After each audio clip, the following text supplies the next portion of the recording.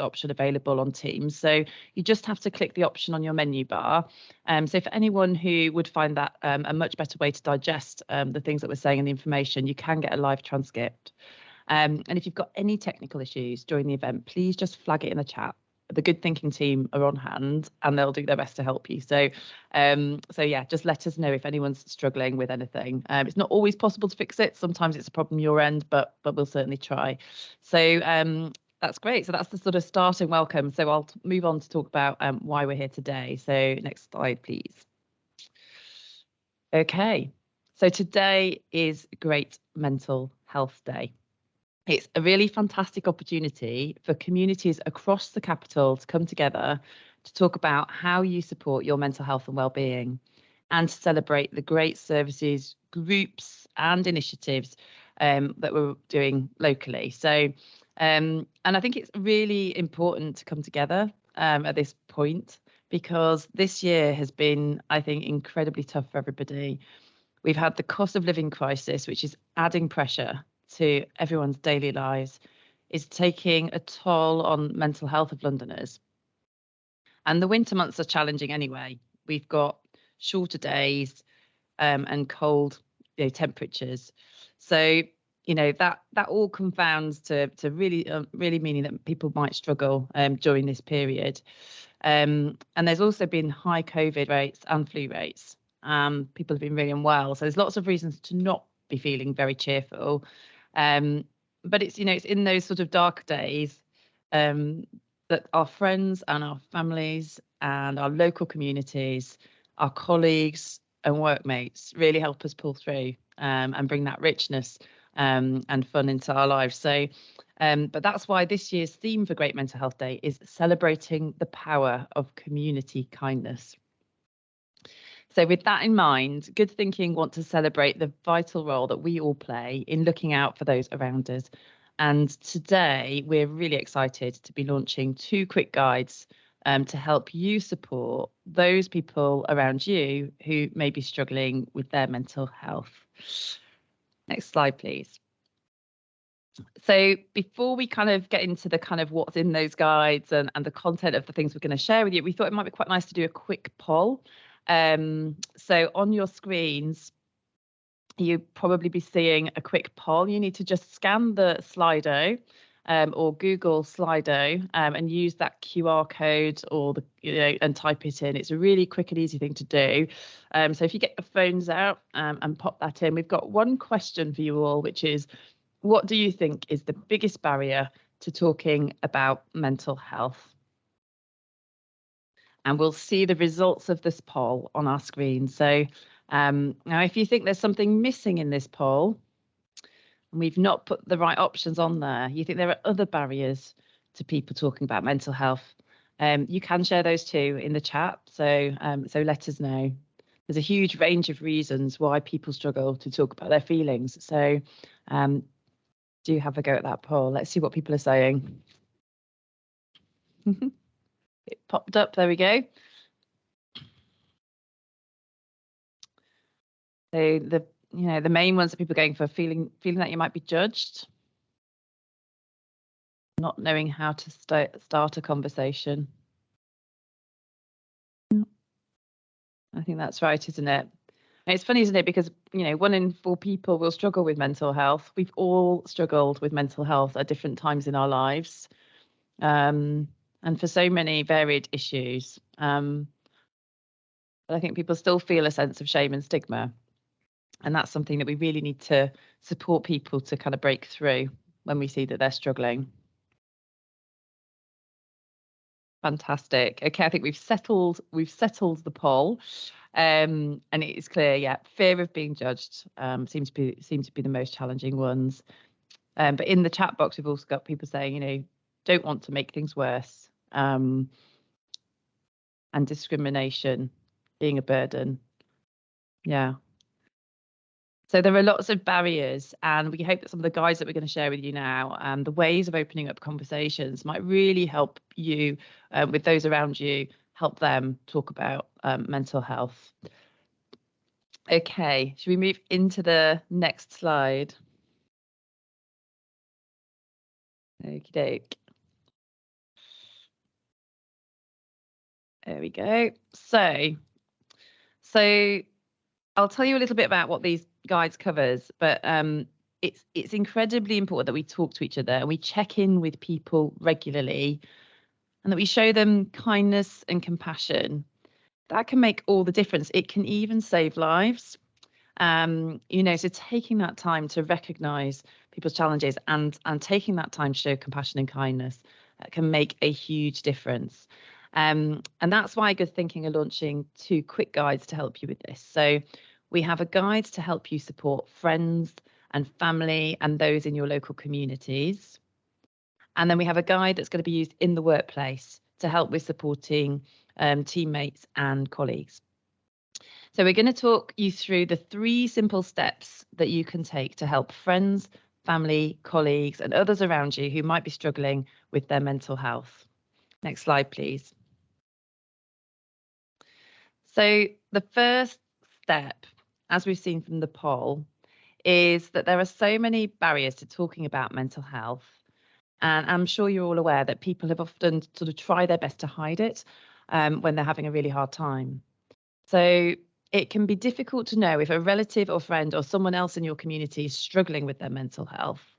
And the first step of our guide aims to help you spot some of the key signs. So there's a range of behaviours and habit changes, as well as things they might say that you can look out for. So I'll run through some of those now. So, do they seem particularly sad, worried, or overwhelmed? Or have they talked about feeling unhappy, hopeless, or trapped? Are they often tired or lacking energy? That can be a really key sign.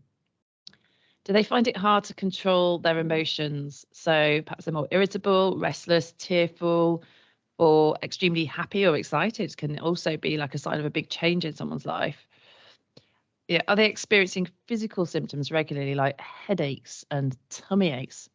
Sometimes that stress and that anxiety can really show itself in physical symptoms. Are they more distant than usual? Are they not replying to messages or not wanting to talk? A lot of people, when they're struggling with mental health, will want to hide away and almost retreat into their cave, and will find it really hard, the energy it takes to kind of communicate when actually they're just worried about something. And have their behavior or habits changed? So are they eating or sleeping more or less? Are they turning to coping mechanisms like alcohol or drugs? So those are some of the signs. There are others, is there a sort of level of self-neglect? Perhaps they're a really polished person all the time and suddenly they're not. There are others, but that I think is a really helpful intro to sort of keeping our eyes open and aware and our listening ears to what's happening with those around us. Next slide, please. So our second step is check in and let them know that you care. It's really important to note that there may not always be possible to spot the signs. So it's really important to check in on how people are feeling regularly and to create a really safe and supportive space for them to open up. That means making time. Something I know is really hard, especially in some of our NHS services, but making time to chat to your friends, family, colleagues, pick up the phone or even send a quick text, it can make all the difference. Don't retreat when you see someone struggling. It doesn't necessarily mean that you have to do a lot or but actually just them knowing that you care is really, really, really important. In the workplace, if you ensure you're catching up regularly with team members and asking questions about how they're doing, rather than simply always asking about work, it's so important for people to feel seen and heard and within a team context, that they can bring themselves to work. So ask people questions about how they're doing. Don't just say, have you done that thing that I asked you to do yesterday? And starting those conversations can sometimes feel really challenging. So which brings me on to our first panelist. So I'd like to invite Natasha, who's the project lead at Thrive London, to come and talk to us about a guide that they've developed, which really helps you break into the stigma and break it and get talking about mental health concerns. So Natasha, it's over to you.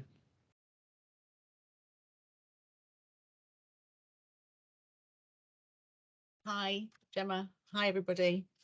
Thanks very much for the introduction. My name's Natasha and I'm a project officer at Thrive London, and we're a citywide public mental health partnership. We were launched by the Mayor of London and the London Health Board partners in 2017, and we were set up to ensure all Londoners have an equal opportunity for good mental health and wellbeing. I echo everything that Gemma said just now in the introduction, and it's great to see that the guides at Good Thinking have developed. We know talking about mental health is important, but we recognise it isn't always easy. And we know that many people experiencing difficulties will speak to friends and family and workmates before they speak to a health professional. So the support you offer can be really valuable. But it can be difficult to know the best way to approach these conversations. These conversations may touch on sensitive and emotional topics. It's not always easy for someone to talk about how they're feeling or share the concerns that they may have.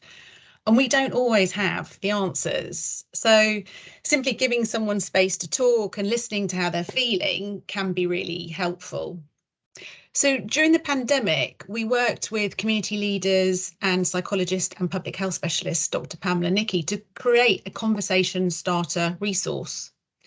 And the aim of the resource is to help people to feel confident to engage in conversations with friends, families, neighbours, or those that you support in your community or workplace about mental health and wellbeing.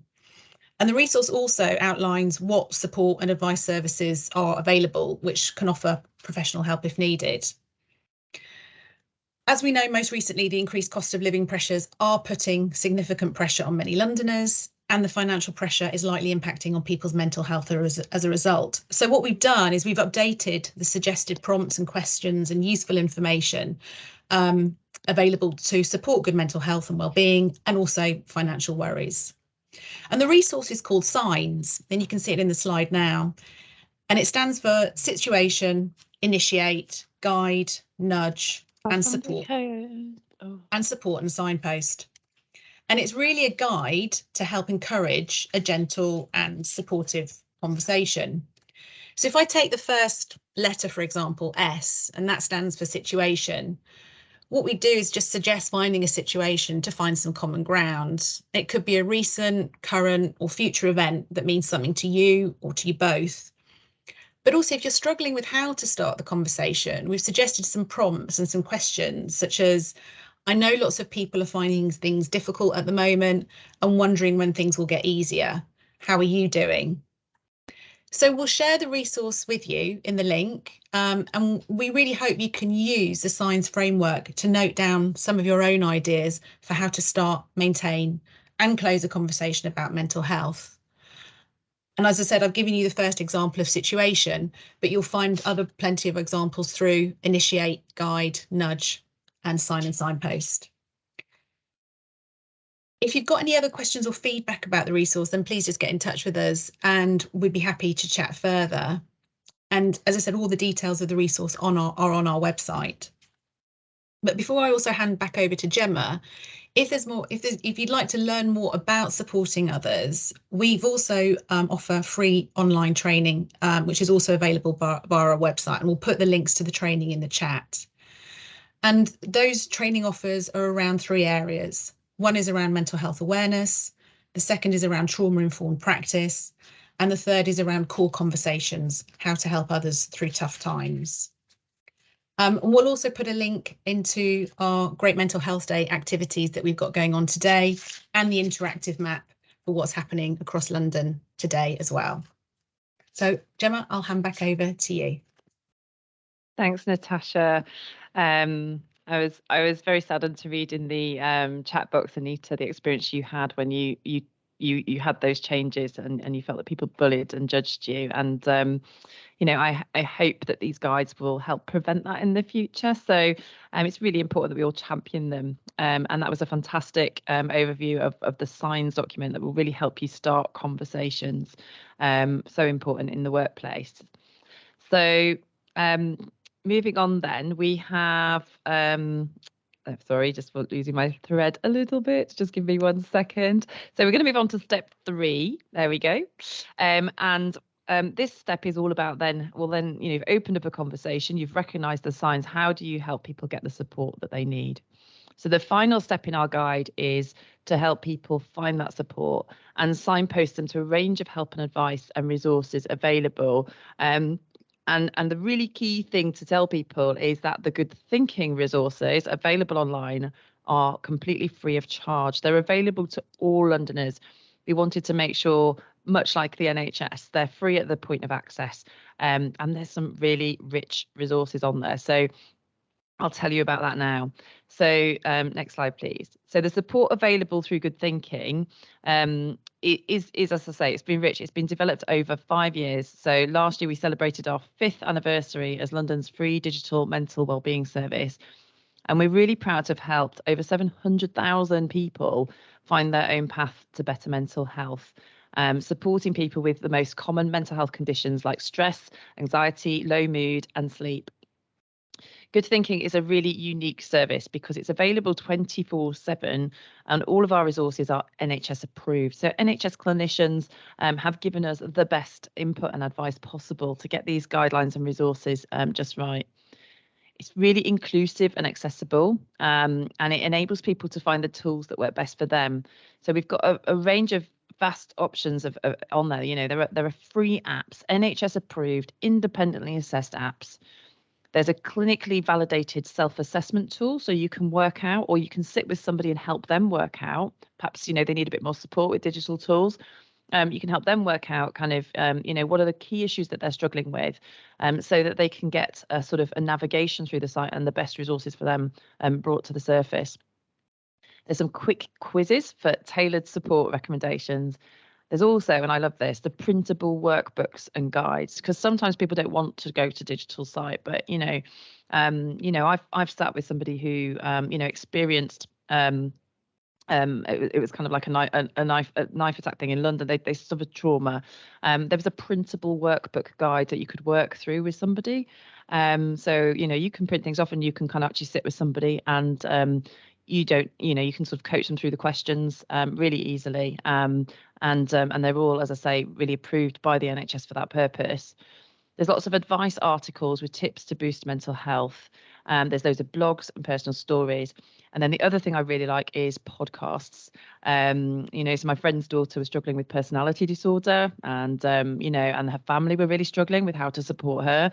There's some incredible podcasts from people with lived experience about the things that really helped them when they came to terms with the diagnosis. So there's podcasts, there's videos, there's webinars, and there's also an employers section of the website where you can go and there's a toolkit there and resources to help you in the workplace promoting employee mental health and well-being. So it's really rich in terms of resource. And it's always worth, if you meet someone and you think they're struggling, just clicking onto the site and seeing what's there and helping support them to interact with it if they need that support. So next slide, please. So in terms of kind of how to use good thinking, I've sort of given you some tips already, but there is a how to use good thinking page on our website as well. So that will really help you navigate the website. So if you're somebody who needs to prescribe support, that can be really useful. So for frontline clinicians and others, it can be really helpful to know how to find the right support for different people. But from the website homepage, you can choose a mental health condition or by the audience you're looking to find support for. And then you can take one of our unique clinically validated self-assessments, as I said. That'll be a quick quiz and it'll push some of the personal advice and resource recommendations to you, so tailored to you. Or you can search our library of advice, articles, blogs, specific subjects such as eating disorders or bereavement are in there. I definitely suggest that after this webinar, you just click on it and just have a little browse and a play with it and just see what's available as a way of getting familiar with the good thinking tool. Next slide, please. I mean, it's also really important to say today that whilst it's really important to look out for those around you, it's about great mental health and supporting people, being kind to yourself, maintaining your own mental well-being is your priority. And it's not your responsibility alone to help someone who's struggling. So if you find looking after a loved one or colleagues impacting your own mental health, it's really okay to take a step back. And if your support doesn't seem to be having much impact and change on your loved one's emotions and behaviour, and it starts to affect how they live, don't worry, it's not your fault. Sometimes people will need urgent support or crisis support. So, you know, we can only help people so much. And in an instance where actually someone really needs some professional support, urgent support, you know, the suggestions and the signposting through Good Thinking are about making an appointment with your GP, make a self-referral to NHS Talking Therapy Service, contact a mental health charity via a phone or helpline or online forum, organisations like Mind and Samaritans. Obviously, if someone is at suicide risk, then Samaritans is a really good organisation to mention to them. If you're a relative or a friend is very distressed, then you know, they can call their local 24/7 NHS mental health helpline, NHS 111 or 999. So you can use Good Thinking as a self-assessment tool. You could complete it for someone else or as a guide to diagnosing, and if necessary, providing some relevant treatment advice. But actually, in points where you know people clearly need more support, you can also refer them or suggest that they kind of make contact with some of those other services as well. That's a hard one to judge. But as I say, some people, when they're struggling with mental health, will hide away and won't communicate. So if you can broker that conversation, you can become a real route to helping them find the right support. Even if you're not quite sure what they need, some of those options will surface and be that kind of step onto something that will get them to better health and well-being. So, okay, so we're going to explore this a bit further. I'm going to hand over to Yemisi Osibote, who's the head of workforce at the Royal Free London, and she's going to give some insight into the importance of supporting mental health and wellbeing in the workplace. She's going to talk to us a bit about her role and experience at the Royal Free. So, Yemisi, I hope you're tipped and ready to come in. Over to you.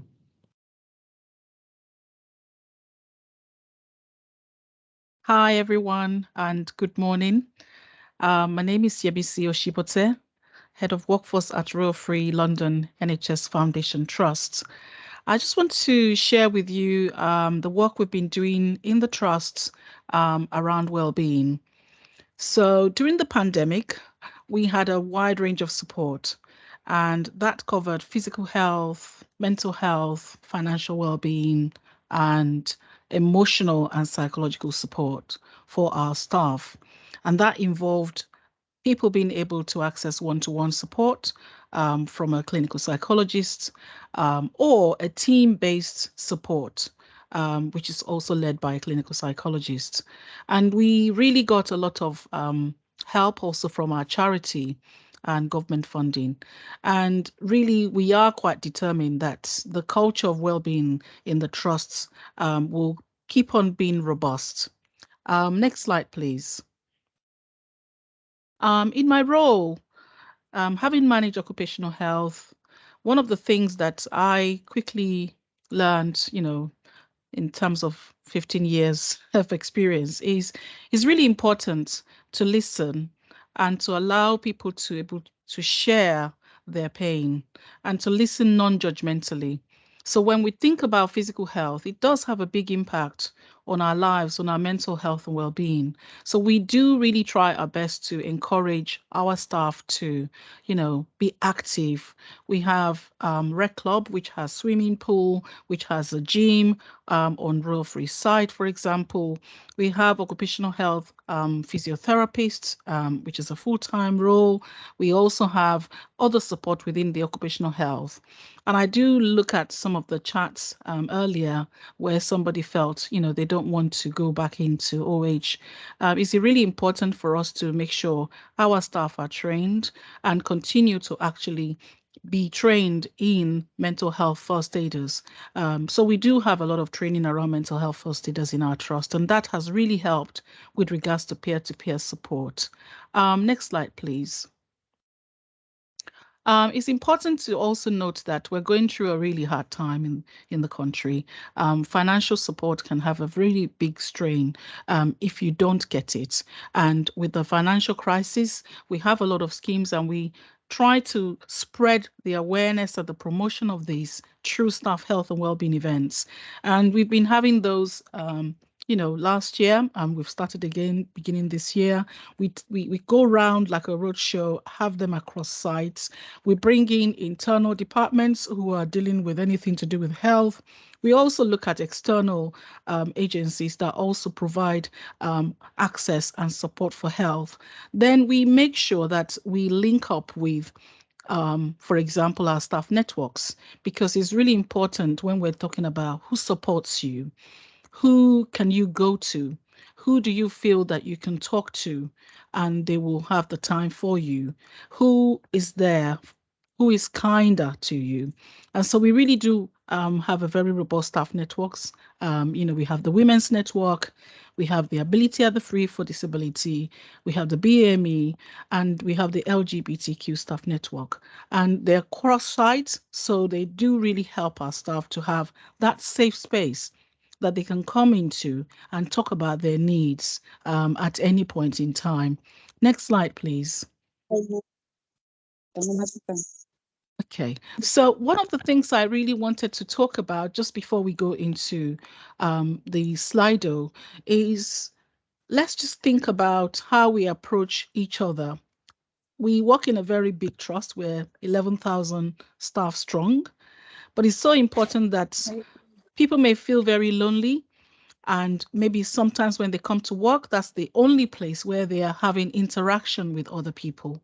And that means we need to check in with each other as we are working in a trust, in a team, and give support and information and signpost colleagues to encourage them to get help whenever they need help.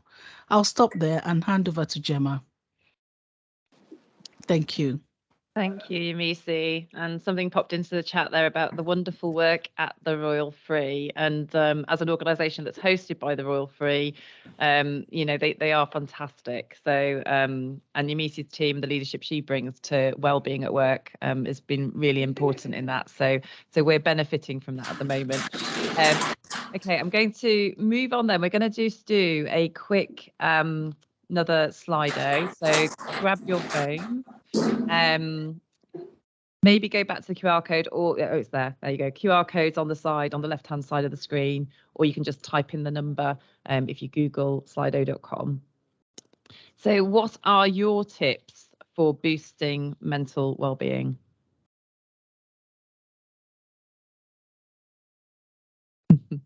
You can just type in answers and they should just start to pop up. Here we go, companionship, yeah.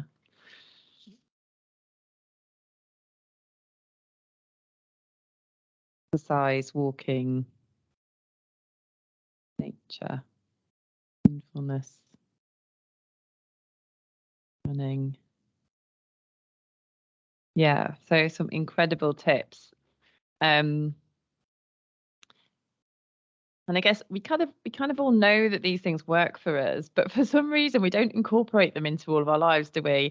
Or we don't prioritize them. In a time like now, with winter, with the NHS pressures, with everything else going on, hard as it might seem sometimes, just building some of these things into your day or into your week can have a huge impact. Sometimes it's just taking that hour for yourself to do some of these activities that will really mold your week and set your week in a good way. So some fantastic top tips there. You're an amazing resource just in yourselves in this webinar. So thank you very much. My favorite one is probably time with friends. So someone put singing karaoke in the chat box as well. Yeah, I like that one too. I have been known to do that. And my current hobby is roller skating. So I'm finding that one brings me friendship and music. So thank you for those. That's fantastic. Well, I'll just summarize then for us again, those 3 steps. And you're going to get the slides. You're also going to get and the links have been put in the chat box, the guides. But those 3 steps. So the first one, spot the signs. Keep your eyes up, keep your ears open, keep thoughtful about how someone's doing today, and show that kindness and compassion to ask the questions.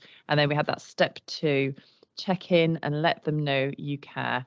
And those really handy tips from Natasha and the Thrive London team about how you open up a conversation like that.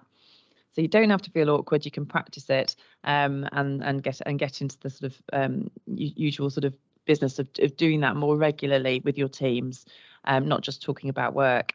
And then that's step 3, help them get the support they need. And there's so much support out there. We've shown you today the good thinking support. We've talked to you about when support needs to go deeper and referrals and types of services that people might access. But we have in London a really rich third sector.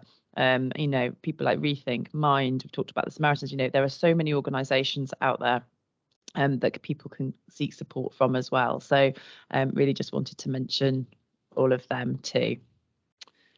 Okay, so for the next bit of the session, we're now going to move into the Q&A because we wanted to give you some time to ask questions, and people have submitted questions in advance. So but if you want to put any more in the chat box, please do. So I'm going to ask the panelists to kind of come on screen now, and we will try to answer some of your questions. Hey guys. Well, first, thank you so much for those presentations and run-throughs. It was really, really helpful. Really great to hear about the work of Thrive and the work that's happening in the Royal Free. And yeah, I think we need to work out how we can get that into the trusts where people feel that it's not available in their organisation. We should probably be showcasing the Royal Free a bit more around the city so that people can look at what you've been doing, Yemisi. So I'm going to run through some of the questions we've had pre-submitted. There might be some popping up in the chat box. I'll try and keep an eye. And so the first question that I've got is kind of quite personal. But if we can't talk about our own mental health, then, how can we expect others to talk to us about theirs? And so it all starts with us all being open to talking about mental health. So the first question is for you, is about your own mental health. Maybe you've struggled at times, but what are the things that you do to try and keep your boundaries around mental health and support your own well-being? I hope that's okay. I don't know who wants to go first. Natasha, how about you? Yeah, definitely happy to. And yeah, I have, and I'm very conscious about managing my own mental well-being, and I do that through a variety of different ways. So the first thing I do is walk the dog, come rain or shine. Dizzy gets walked every morning and every evening. He's called Dizzy Rascal, and he's a West Highland Terrier, if anyone wants to know. Spending time with my niece and nephew, who are 5 and 2 years of age, respectively, definitely puts a different light on things and a different viewpoint. And I think the third thing is running. I regularly run. Amazing. And Right. you see, how do you look after your health at work in that way? Yeah, I enjoy nature. And so I regularly go to the park. I live in Essex, and there's a lot of greenland. I go around walking very long stretches, and I do gardening. So I love to be out taking oxygen in and just being around nature. That relaxes me a lot. So it's one of the key things. And another place I love to go to in London, it's just very close to Tower Hill, just by the River Thames, and just watching people going on the boat. I enjoy watching that, and it relaxes me a lot. So those are the things I spend my me time doing, which I encourage everybody to find what they like to do, and do more of it in your free time. Yeah, no, absolutely. And I think it's true, isn't it? We all struggle at different times in our lives. Like I know for me, some of the pinch points of kind of balancing work and the things outside, that we all struggle with things in life. All women are going to go through menopause. That's going to affect anxiety, depression, and so on. All of us will have financial worries. There is no stigma about financial worries. It's really important to say that at this point in time, because I know so many people are struggling. There is no stigma. You should be able to talk to people about that. There are potentially things that people could give you in terms of advice or things that could be done. So it's important to talk about that. With 1 in 5 families, I think, in London living in poverty, it's a real issue. And our job is care and compassion. And if we can't be there to talk to you about that, then you know who can. So yeah, but I've struggled in my work life as well, and I find my colleagues, my peers, and my line manager that have helped me through some really big life changes and things that have been really difficult. Okay, so thank you for that. And at the moment, my organisation is doing a lot of remote working. So one of the questions we had was, how do you create that sense of supporting well-being in a remote working space? Have you got any ideas or thoughts about that? If I come in, Yep. we cover quite a wide geographical area as an organization, and from time to time, we are having to move out of our work base to bring in clinical staff and doing hybrid working a lot. What's really important is to make sure there is open communication, to check in on the phone, to do meetings via Teams just to see each other. And then, agree a day when we can actually find hot desking that we can all meet face to face, because that collaboration, that human touch, that empathy is quite important. Also, social life. We take a day at a time, but we also try to, meet up and go and just have lunch, or, have a meal and just let our hair down as a team. So we do that. And I would really encourage people to think about what works for your team. Some other teams, they go bowling, and they just do that kind of on a regular basis. Some find going to some parts, like the South Bank, just really relaxing, and they can go and look at different types of foods from different nationalities. Yeah, so talk. And that's another, let's find time to talk, because sometimes we're just so head down, can't even breathe, can't take a tea break. We've got to. It's a kind of me time that we must start to do for ourselves. If we're not really healthy, we can't take care of our patients. So it starts from us. We need to really think about self-care, and it's good to do self-care. It's not selfish. It's good to do self-care. When you do self-care, it helps your mental health. Yeah, absolutely. And then it helps everyone around you, doesn't it? Helps your Yes. family, helps everybody. Yes. Yeah. Natasha, how about you? Because you're part of our organisation and work quite remotely quite a lot. Our new office isn't opening till March, is it? So No. Yeah, it's working from home has been isolating, and it's been tough at various stages. I think for me, it's definitely been about connecting with my colleagues, checking in. Regular check-ins have been really important. But I also find, buddy systems and mentoring just allows you to kind of support each other outside of that sort of traditional work relationship, if that makes sense, because you miss those kind of water cooler moments. So, and I think things like, coffee roulette or lunch roulettes are quite handy as well, because, that's not just obviously seeing the colleagues that you work with, but also networking and meeting people that maybe you wouldn't normally interact with. So I think there's a variety of things to do. It's just being mindful about doing it, and rather than just getting bogged down in the day-to-day. Easier said than done, I think. Absolutely. Well, we're due to finish in 3 minutes, so we've not got through too many questions. So we'll do a quick fire one if that's okay, and then I'll sort of draw us to a close.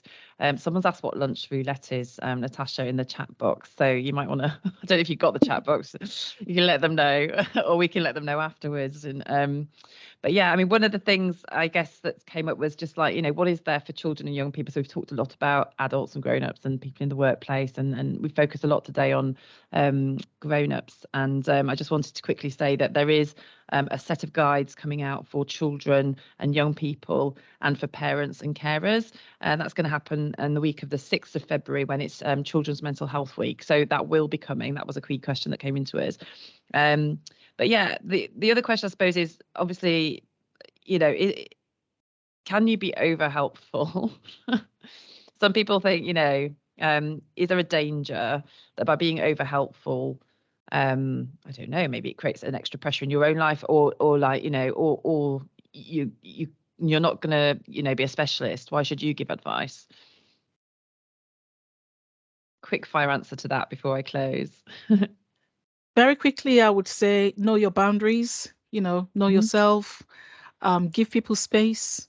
People may not want to talk. It's okay. Let them know you're there, and when they're ready, they can come to you. But also, where people have really unloaded so much to you, you've got to have your own mechanisms, your own coping strategies of emptying your stress bucket, because we all have our stress buckets, and when it overflows, it overflows. So we really need to know ourselves in order to do that check-in. I love that idea of the stress bucket overflowing and knowing when. That's a lovely visual that we can all think about. Okay, well, I'm going to draw us to a close now. So I just want to thank Yemisi and Natasha. You've been amazing. And just remind people the webinar's been recorded. It's going to be available on the Transformation Partners YouTube channel in the next few days. There are links to all the support we've discussed, and the guides will be sent to you with the webinar recording early next week. So you're going to get it all. I'd like to urge you to get in touch with us if you'd like to talk about good thinking over the coming months, because we create new advice and guidance that reflects the needs of Londoners. So we're always looking to co-produce. And if there are things on there that are missing or things that you're not finding helpful or you think we could improve, we really like to hear about it. We're also developing training for frontline workers to prescribe good thinking, so that making every contact count. So we'd love to keep you involved in that. We'll let you know when things are coming out around that. So the more collaboration, the richer the good thinking, and it's free for Londoners. So so do stay in touch. And I will finish by just saying thank you for all your comments and insights in the chat box. I've been watching it as they've been coming in, and it's clear that we've still got some way to go to make our organisations that compassionate, listening, supporting mental health place. And I hope these guides and things will be useful in that, and we'll start to be able to create that sort of culture across the whole NHS. So enjoy the rest of your great mental health day. Thank you. Thanks, everyone.